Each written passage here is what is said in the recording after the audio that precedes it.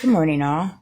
Miracle Rising. Who do I have some messages this morning? I'll tell you what. This is why I love Candace.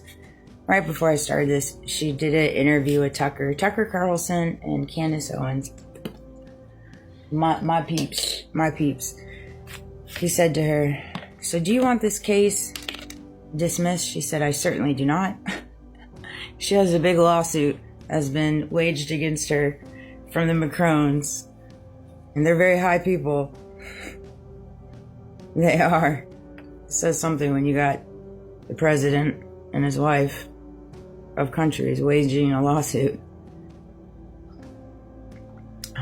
Defamation of character. And she said, "It's bigger than me." I feel the same way. I'm past the point of caring what's been waged against me. I'm past the point of caring. Why? Because it's bigger than me. It's bigger than me. That's clear as day. Clear as day. If it wasn't bigger than me, then I wouldn't have groups and groups and groups and ample amount of people waging a silent war against me. So seeing as I do, it's bigger than me. So, and that said, I understand her completely. You get put in a position to be used as a vessel by God, you walk it out. And we all have silent wars, some bigger than others, some on the world stage, some not. And it's up to you how you handle it. It's up to you how you handle it and how you walk through it. And you rise to the occasion. I just told my mom, because my son's he's just on a rampage. And I said, "Well, Mom, it's one of those things. We got the devil working on the earth in human form. And he works through people, and he gets a strong hold on people, particularly minors, particularly children, because they know that they can manipulate the mind. They can use things against them, like money, gift cards, vouchers, electronic MasterCards. Good gracious, how much they let those things fly. Crazy, the world we live in now, guys. But that is what it is. So, it came to me, a couple messages. Praying for your enemy offers peace to you. Praying for your enemy offers peace to you. It really does. It really does. I see so many videos on TikTok where it talks about that, and I love it. But it is truly the peace. It's truly the part of the art of war. If you find yourself, and I think we're all in some type of war, whether it's spiritual, financial, psychological, mental, physical, social conditionings, conformity. I mean, these are all types of versions of war. That's the type of world that has been created for us, so we all have a slice of it in our own day-to-day walk. The art of war within the career field you're in, the art of war within the dynamics between your coworkers, the art of war between the dynamics in your family. And it's one of those things, we all are facing it in different ways. We are. And for me personally, in reference to the art of war that has been waged against me, silent and loud, I've found peace and praying for those that have waged the war against me. And there's a difference between just praying for them and truly praying for them. Truly praying for them. When I say praying for them, get down to the nitty gritty of prayers. You don't just say, "I pray for my enemies, I pray for my oppression." I pray for my enemies, I pray for my oppression to find the light that's within them.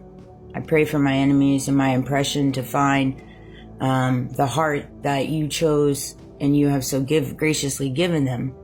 And they're allowing strongholds of the devil to pull them in different ways, whether it's a stronghold of money, it's a stronghold of power, it's a stronghold of blackmail, it's a stronghold of coercion, it's a stronghold of bribery, It's a stronghold of whatever. Fill in the blanks. You know what your oppression does. That's why you have oppression. People don't wage wars against you unless they're threatened.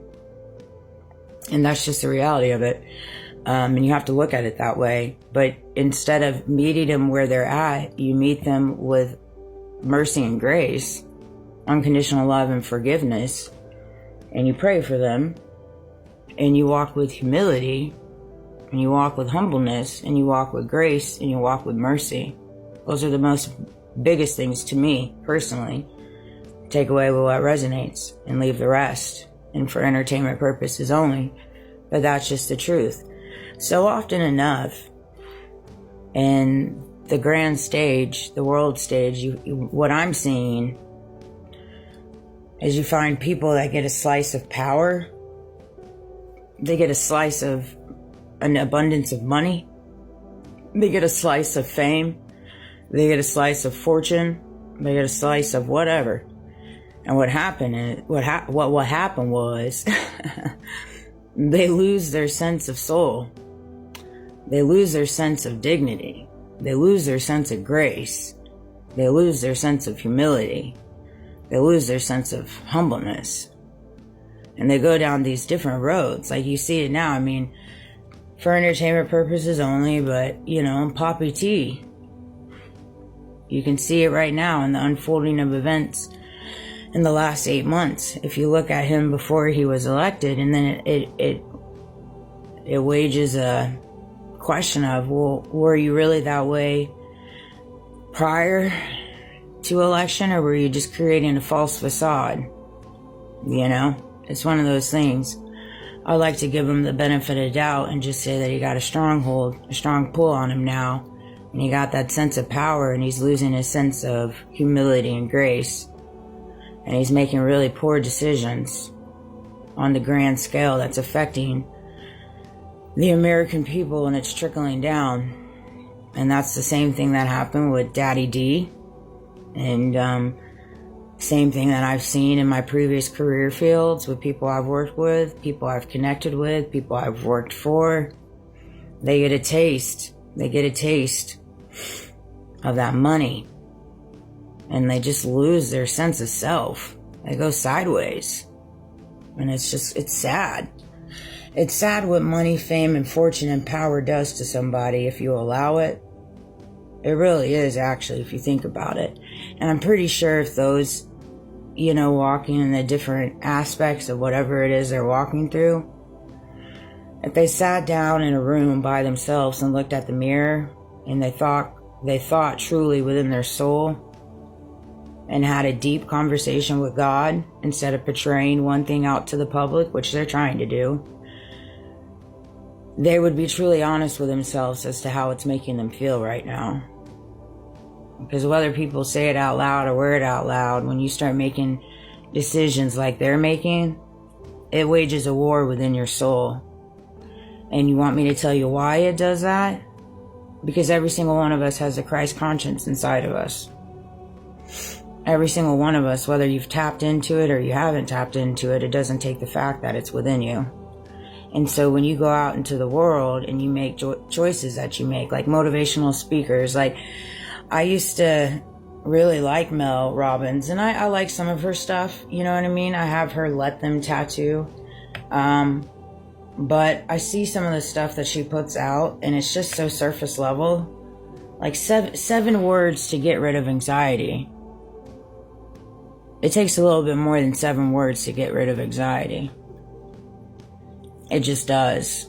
You have to create the duality between your inner heart, your inner soul, and your mind. And you have to connect the two to where you simultaneously have the two connecting to where you can beat anxiety. You can beat depression. You can beat looking for validation outside.